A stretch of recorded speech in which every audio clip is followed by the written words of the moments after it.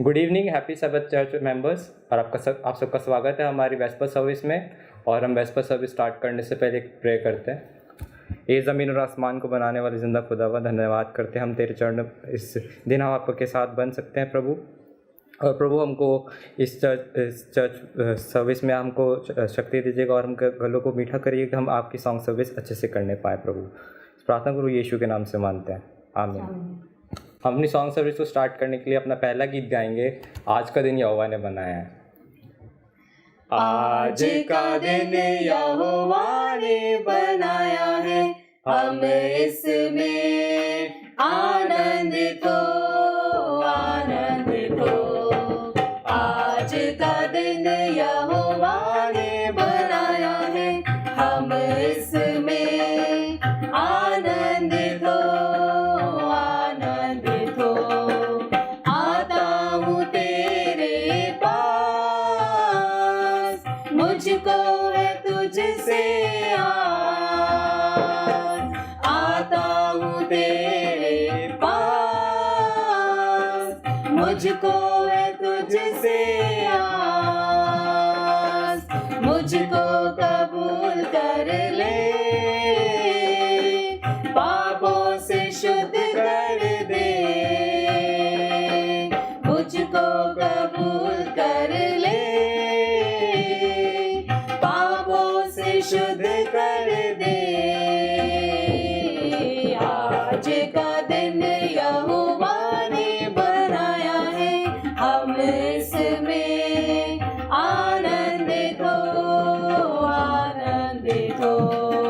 आज का दिन यहोवा ने बनाया है, हम इसमें आनंदित हो, आनंदित हो। स्तुति प्रशंसा करे,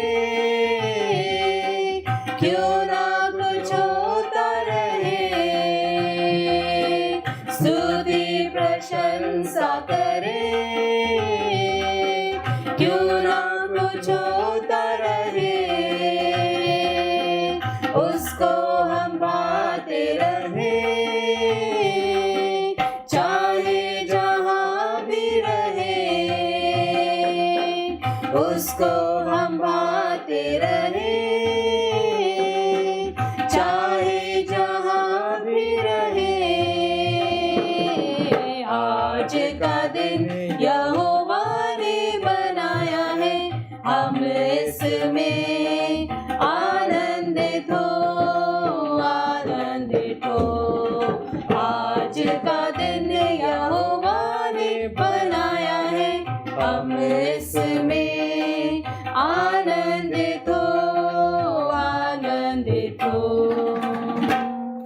हम अपनी सॉन्ग सर्विस का नेक्स्ट सॉन्ग गाएंगे, आवाज़ उठाएंगे।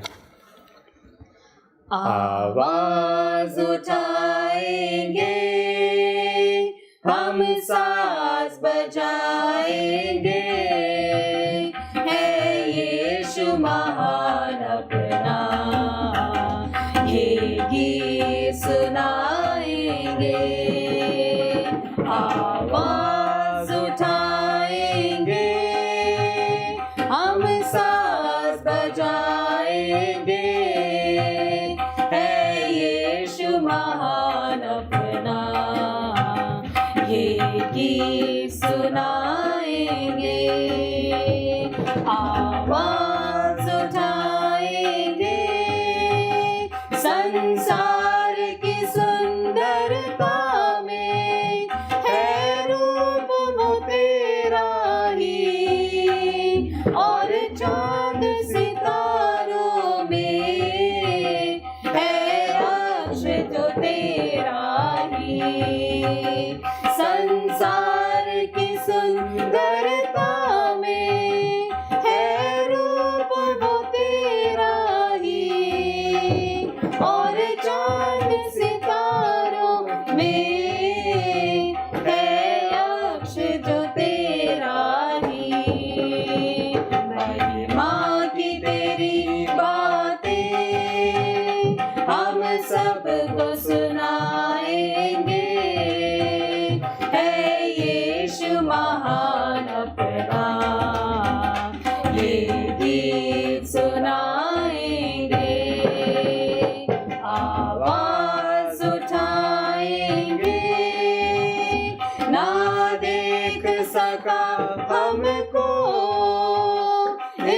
पाप के सागर में, और बन के मनुष्य आया आकाश से सागर में।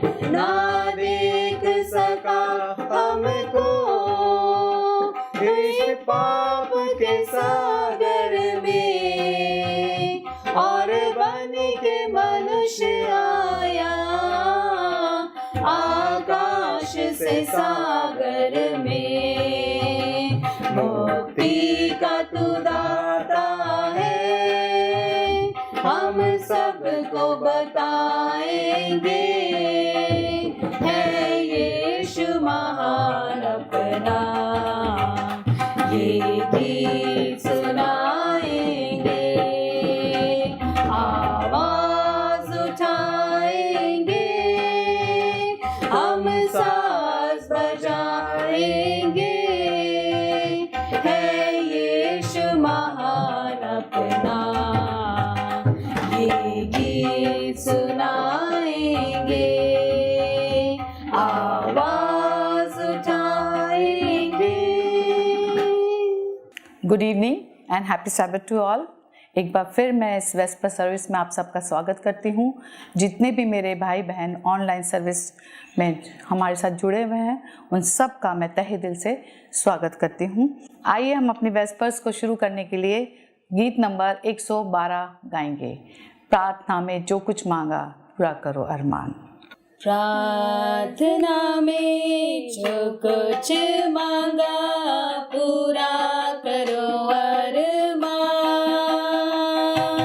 प्रार्थना में जो कुछ मांगा पूरा करो अरमान। सारी खताएं मानता हूँ, तेरा करो अब ध्यान। प्रार्थना में जो कुछ मांगा पूरा करो अरमान। दिल में धीमी आवाज आई, अपने गुनाहों को मान। जान लिया मैंने आवाज उसकी, जिसका किया अपमान।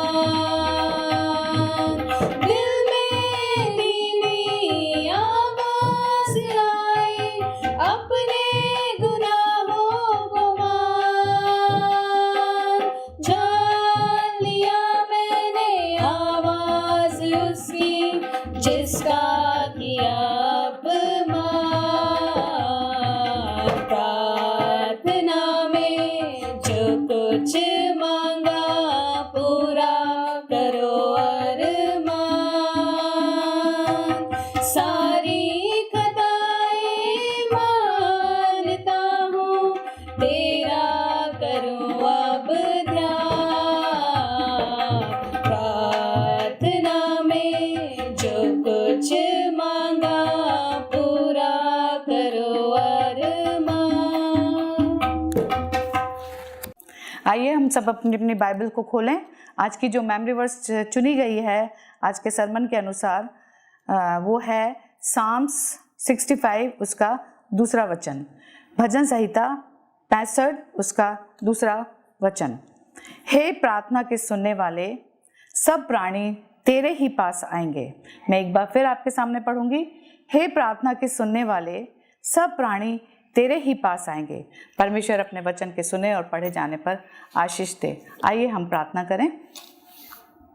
हे स्वर्गीय पिता, इस समय हम तेरे पास आते हैं, तेरा धन्यवाद करते हैं अब तक की देखभाल के लिए। खुदा, तूने हमें इस लायक किया खुदा कि हम तेरे वचन से बातचीत कर सकते हैं, तेरा धन्यवाद कर सकते हैं, तेरी महिमा तेरी स्तुति कर सकते हैं, तेरे गाने गा सकते हैं खुदा, और तेरे वचन को सुन सकते हैं इस मीटिंग के द्वारा। खुदा, हम चाहते हैं खुदा कि तू हमारे साथ हो, हमें बरकतों से मामूर कर, और जिस भी हालत में है तो हमें ग्रहण कर खुदा।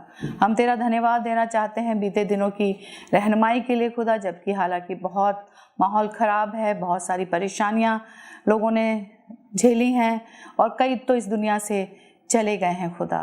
हम उनसे अच्छे नहीं हैं, लेकिन तूने हमें इस लायक किया खुदा कि हम छत के तेरे इस घर में छत के नीचे आकर खुदा तेरे वचन से बातचीत कर सकते हैं और तेरा वचन सुन सकते हैं खुदा। हम दिल से तेरा आभार प्रकट करते हैं खुदा इन सब आशीषों के लिए।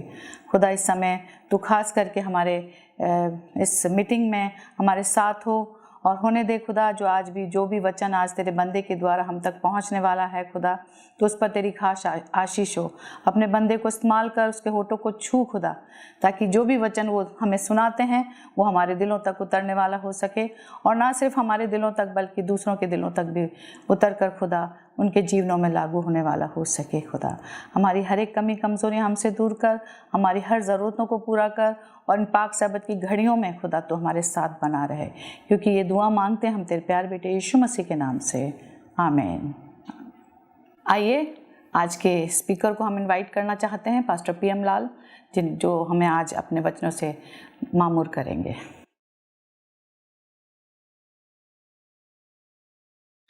प्रभु यीशु के मधुर और पवित्र नाम में एक बार फिर मैं अपने सभी भाई बहनों का, बच्चों का, नौजवानों का और जितने भी ऑनलाइन श्रोतागण हमारे साथ मिले हुए हैं, मैं आपका सबका स्वागत करता हूं इस वेस्पर सर्विस में, जब हम पवित्र सैबत की आराधना में आरंभ में उसकी आराधना करने के लिए यहाँ पर इकट्ठा हो सकते हैं।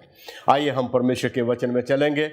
भजन संहिता 65 उसकी 2 आयत में लिखता है, हे प्रार्थना के सुनने वाले, सब प्राणी तेरे ही पास आएंगे। आइए छोटी प्रार्थना करें।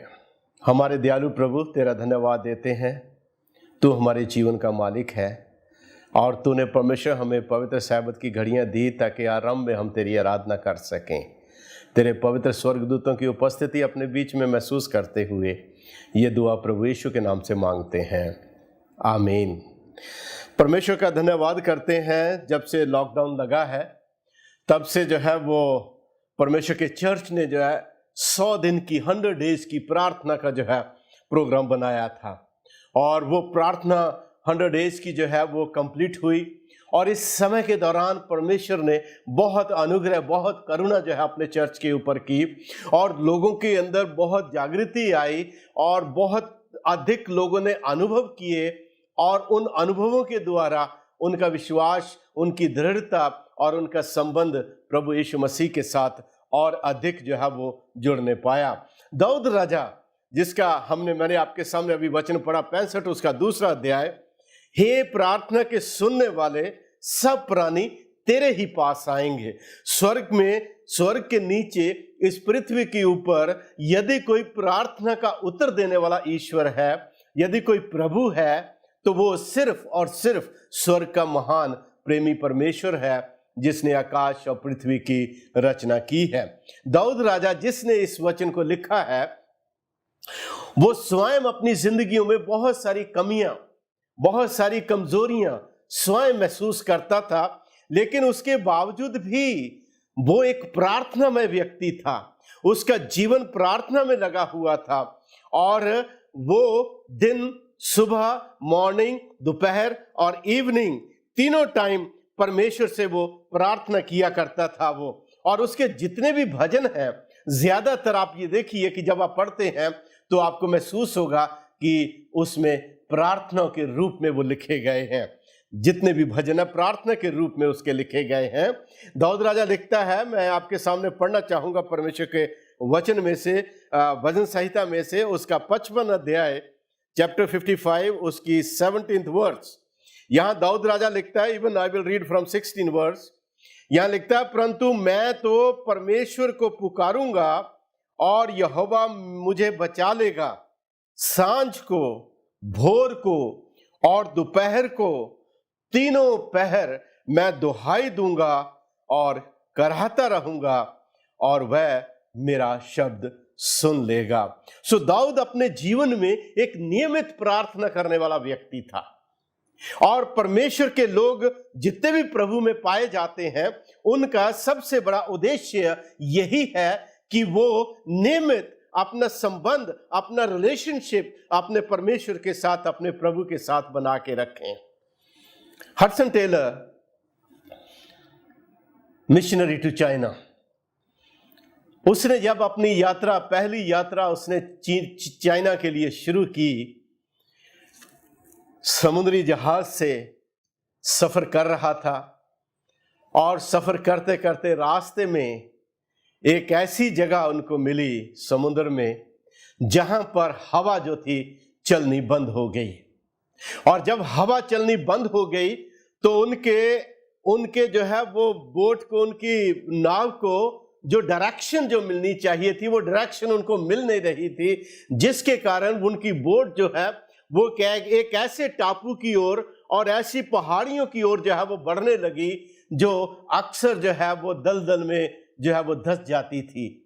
और उस टापू के ऊपर जो है वो आदिवासी लोग रहते थे, जो कैनिबल्स लोग थे, जो ट्राइबल लोग थे और जो मनुष्यों को देखकर पकड़ लेते थे और यहां तक कि उनको खा भी जाते थे। तो जब इनका ये बंद हो गया और ये पूरे संकट में थे, जहाज का जो मालिक था, जो उसका जो चलाने वाला था, उसने बड़ी कोशिश की ताकि वो किसी न किसी तरीके से जहाज को जब उस साइड जाने से रोक सके ताकि उनके जहाज को और उन्हें जब नुकसान ना हो। और वो हर भरस कोशिश करके वो थक गया और कुछ भी नहीं हुआ और हवा जो है वो पूरी तरह हवा जो उनका साथ नहीं दे रही थी। जहाज के कैप्टन ने आकर जो है हडसन से कहा, उसने कहा, हडसन मैंने पूरी कोशिश करी है, अब कोई चारा नहीं है हमारे पास। हडसन टेलर ने थोड़ी देर के लिए सोचा, उसने कहा अभी एक रास्ता बचा है हमारे लिए। और जितने भी जहाज के ऊपर थे उसने उन सबको इकट्ठा किया और इकट्ठा कर उनसे कहा कि आप परमेश्वर से प्रार्थना करें ताकि हवा चलने लगे और हमें जो है हमारी यात्रा की डायरेक्शन मिल सके। सब ने अपने अपने चैम्बर में हवा के लिए प्रार्थना की। उसके बाद हडसन टेलर ने जहाज के कैप्टन से कहा, आप अपने पाल जो है वो खोल दीजिए। वो कह रहा है ये कैसे हो सकता है, पाल खोल देंगे तो हमारा जहाज जो है वो और ज्यादा तेजी के साथ जो है वो उन चट्टानों की ओर बढ़ेगा जहां पर हमें नुकसान हो सकता है। हडसन टेलर ने उससे कहा, हमने परमेश्वर से हवा के लिए प्रार्थना किया है और जैसे ही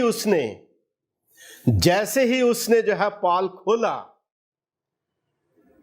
एकदम हवा जो है वो चलने लगी और उनको डायरेक्शन मिली और वो उस अपनी पूरी यात्रा में परमेश्वर के साथ चलते चलते वो चाइना पहुंचकर प्रभु की मिनिस्ट्री, प्रभु की सेवकाई कर पाया। प्रिय भाई बहन, प्रेयर क्या है, दुआ क्या है, विनती क्या है?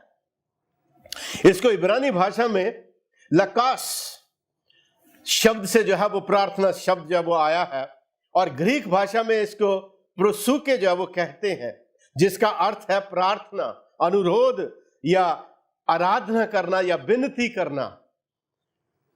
जैसा कि हमने देखा है कि प्रार्थना के अर्थ के विभिन्न रूप हैं, उसके अलग अलग रूप हैं। सबसे पहला जो रूप है मनन करना, मेडिटेशन करना। प्रिय भाई बहन, प्रेयर में हम ज्यादातर अपने उस रिलेशनशिप को, अपने उन संबंधों को जो परमेश्वर के साथ है, उन संबंधों के ऊपर हम जो है वो मेडिटेट करते हैं, उन संबंधों के ऊपर विचार करते हैं और अपनी कमियों को और अपने रिलेशनशिप को जहां हम कमी महसूस करते हैं, मनन के द्वारा और मेडिटेशन के द्वारा हम उसको और अधिक अपने संबंध को मसीह के साथ मजबूत करने की कोशिश करते हैं। प्रिय भाई बहन, प्रार्थना जो है वो 3 तरह की प्रार्थना है।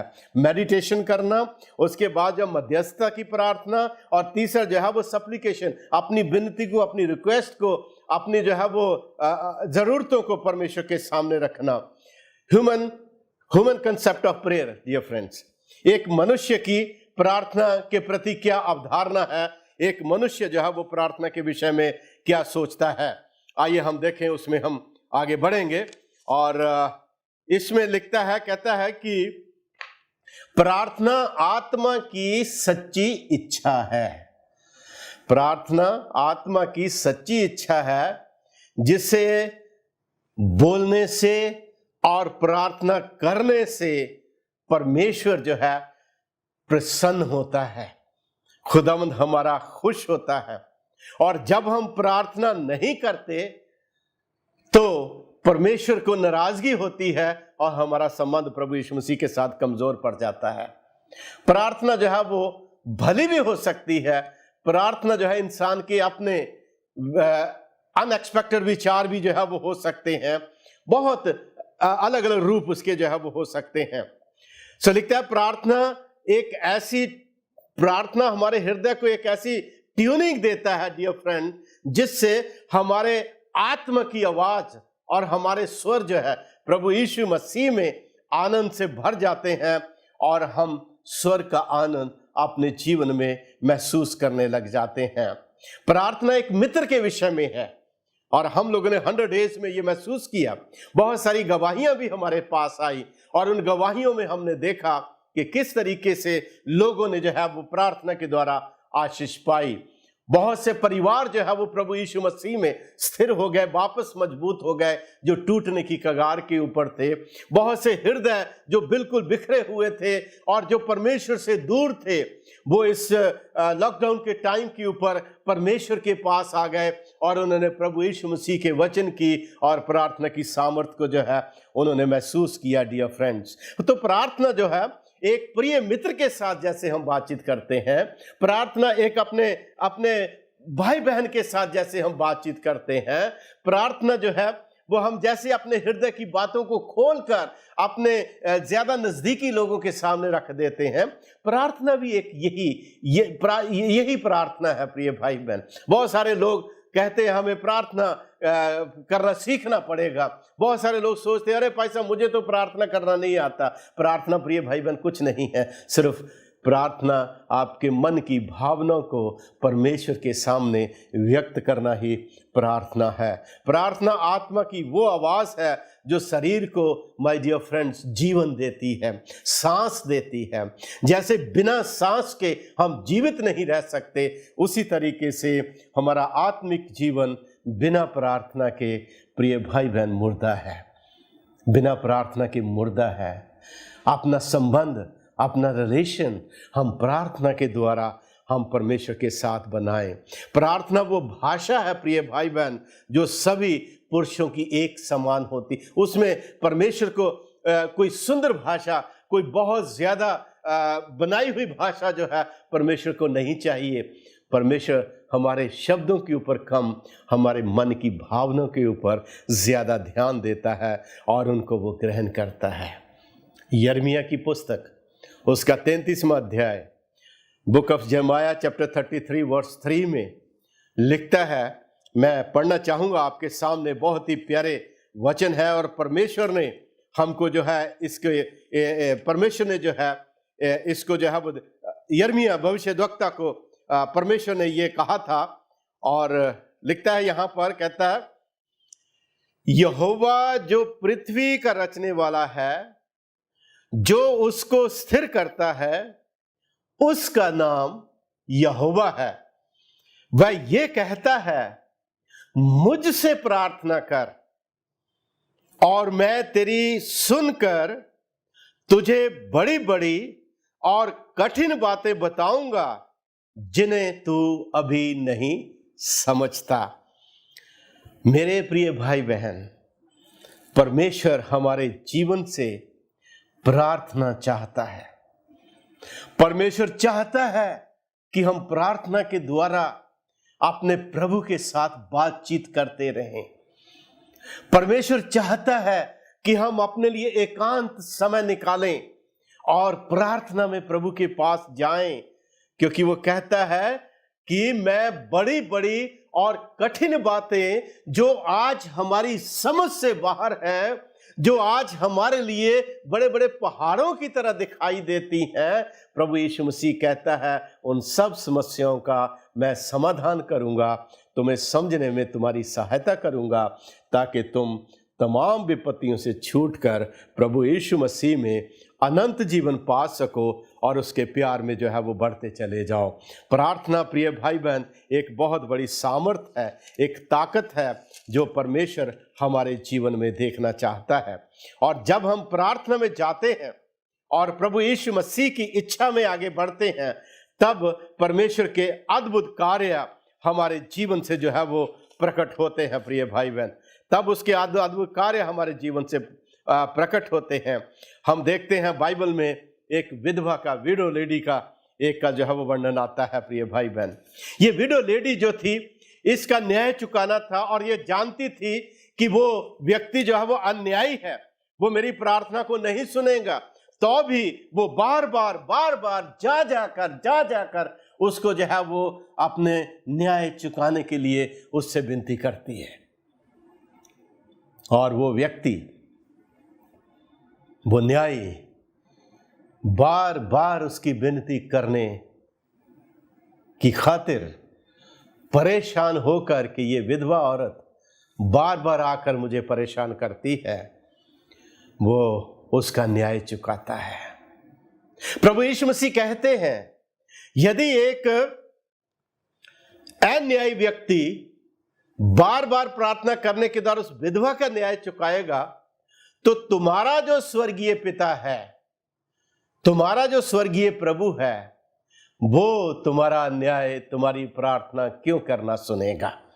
वो तुम्हारी प्रार्थना क्यों करना सुनेगा? सो प्रिय भाई बहन, प्रेयर हमारे जीवन में, जीवन का बहुत ही अहम हिस्सा है। पवित्र शास्त्र में लिखता है, भजन संहिता उसकी 53 उसके 53वें वचन में, यहां पर देखेंगे हम पढ़ के 53 की 4 आयत में, यहां लिखता है, कहता है कि क्या उन सब अनर्थकारियों को जिनको कुछ भी ज्ञान नहीं है, जो मेरे लोगों को ऐसे खाते हैं जैसे रोटी और परमेश्वर का नाम नहीं लेते?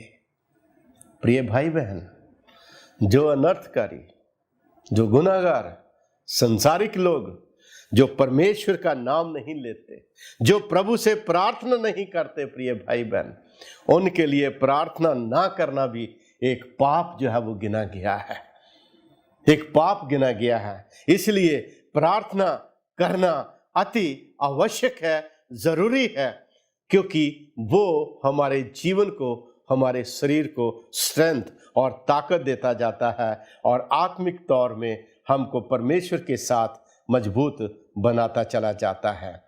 प्रभु यीशु प्रार्थना के महत्व को दिखाने के लिए कई प्रभावी उपयोग जो है वो करते हैं।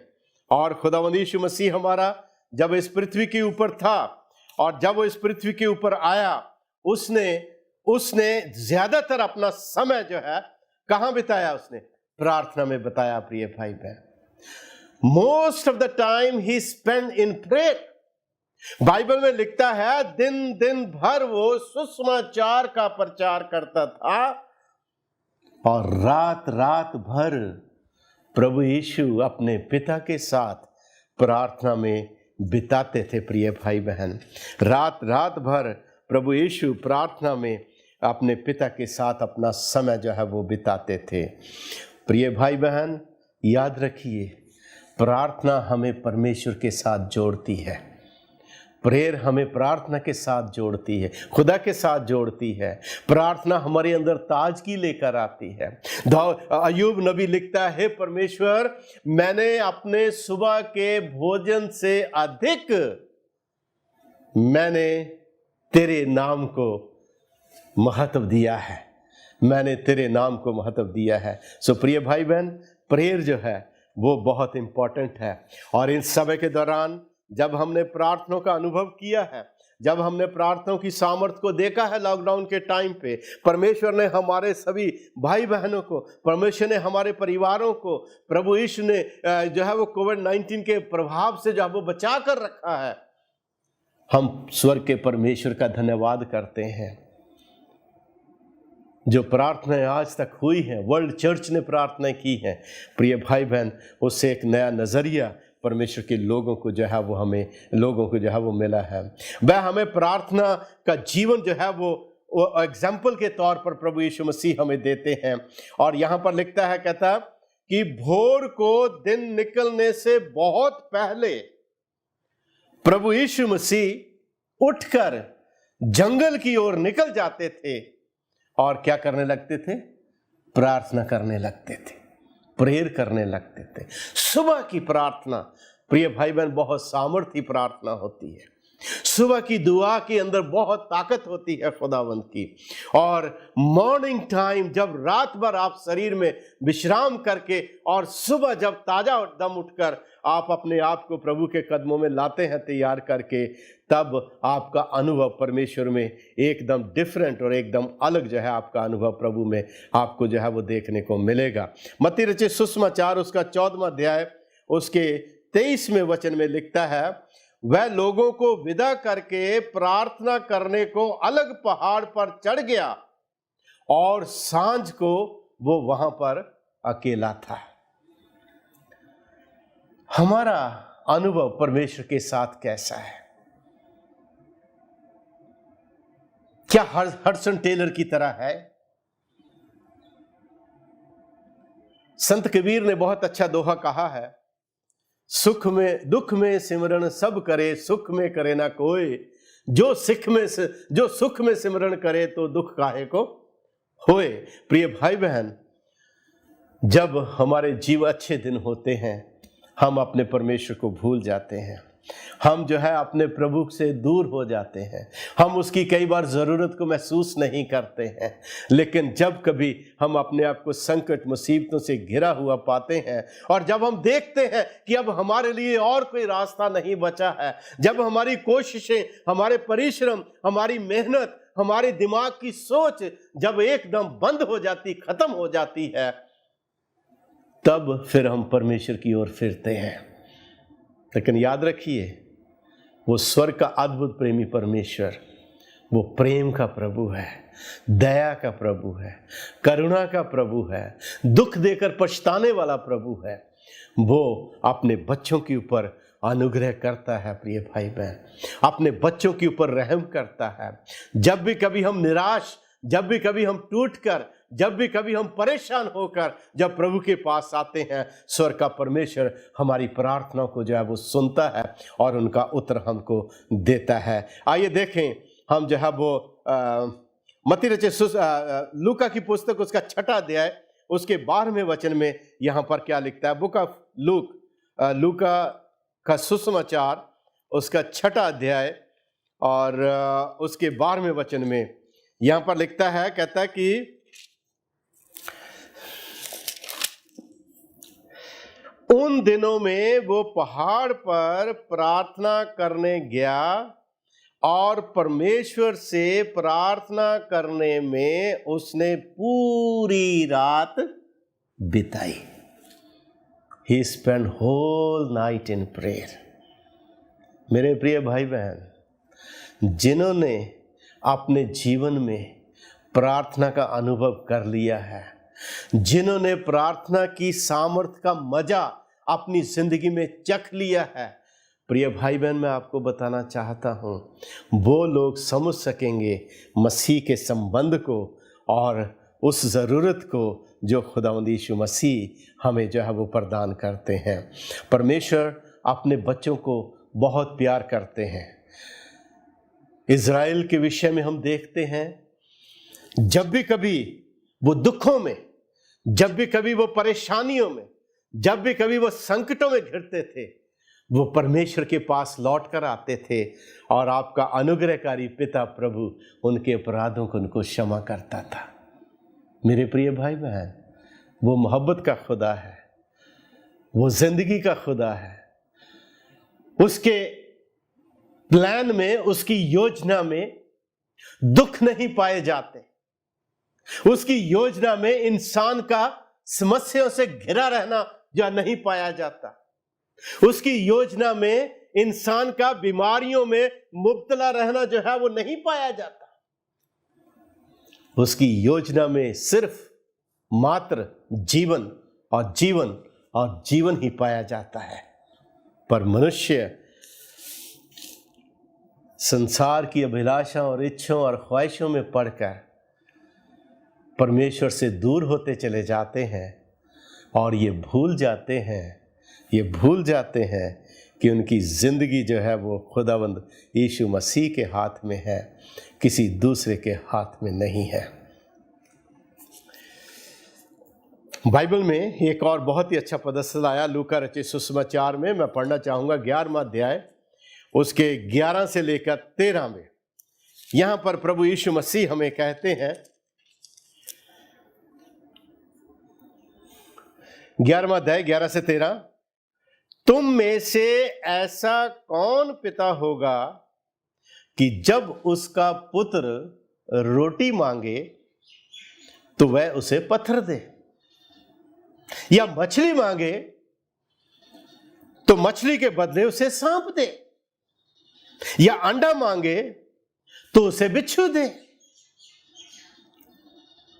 अतः जब तुम बुरे होकर अपने बच्चों को अच्छी वस्तुएं देना जानते हो तो स्वर्गीय पिता अपने मांगने वालों को पवित्र आत्मा क्यों करना देगा। प्रिय भाई बहन, प्रभु यीशु ने स्वयं इस बात को हमारे सामने रखा है। संसारिक पिता, संसारिक माताएं, उनका खुद का जीवन कैसा भी क्यों ना हो, लेकिन जब बच्चों की बात आती है और उनके तो अपने बच्चों के लिए हर भरसक अच्छी से अच्छी जरूरतें मुहैया करने की सोचते हैं, अच्छे से अच्छा।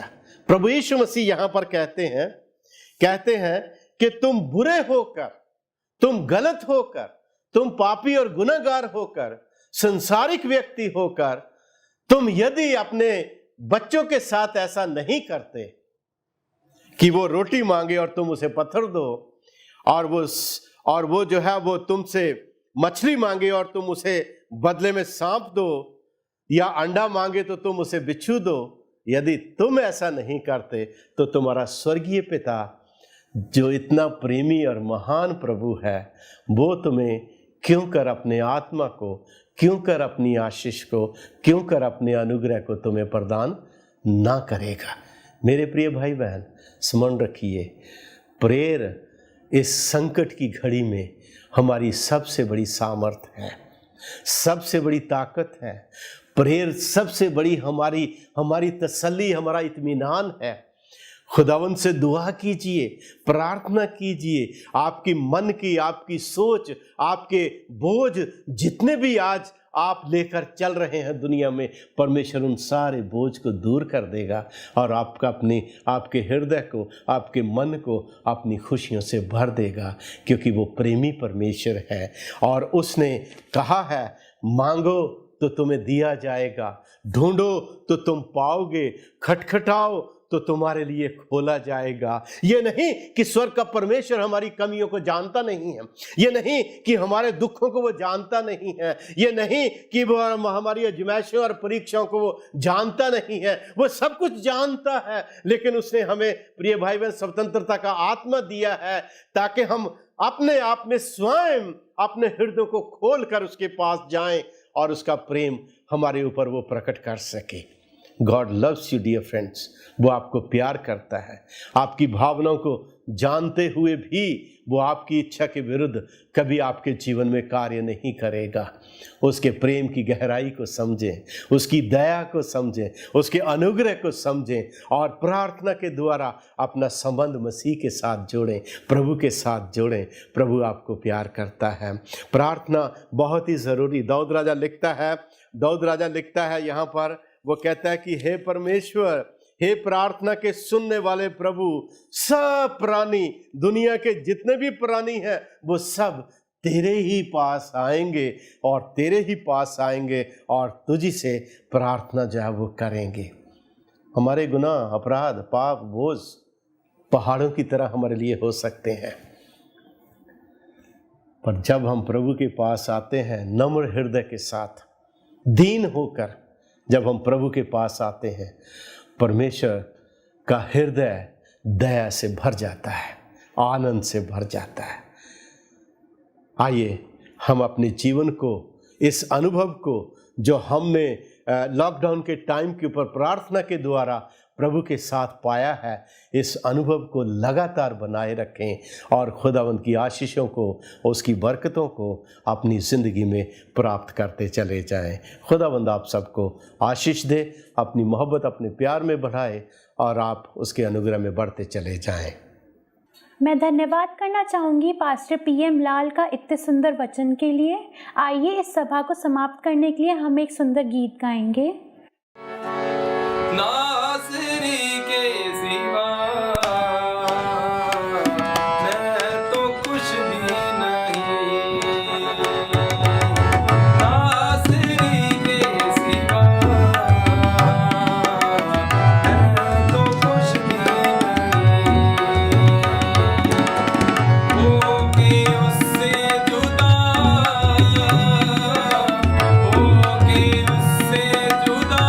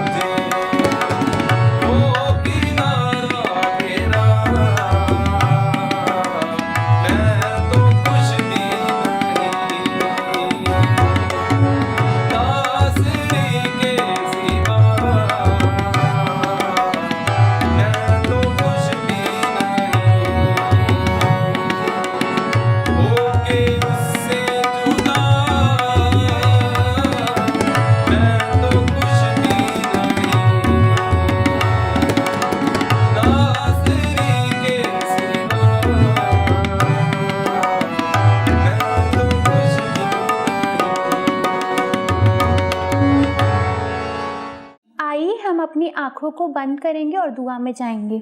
हे हमारे परमपिता परमेश्वर, हम आपका धन्यवाद करते हैं सुंदर दिन के लिए। हम आपका धन्यवाद करते हैं इस वेस्पर सर्विस के लिए, इतने सुंदर वचन के लिए, और हम आशा करते हैं कि ये जो भी वचन हमें सुना है हम अपनी लाइफ में उसे अपना सके। मांगते यीशु मसीह के नाम से, आमीन। मैं आशा करती हूँ आप सभी आशीषित हुए होंगे हमारी ऑनलाइन वेस्पर सर्विस से। कल सुबह 10:30 बजे हमारी सैबत सर्विस शुरू होगी। मैं उम्मीद करती हूँ कि आप हमारे साथ कल भी जुड़े रहेंगे हमारे Hope TV Hindi YouTube channel पर। Thank you, God bless you, happy सैबत।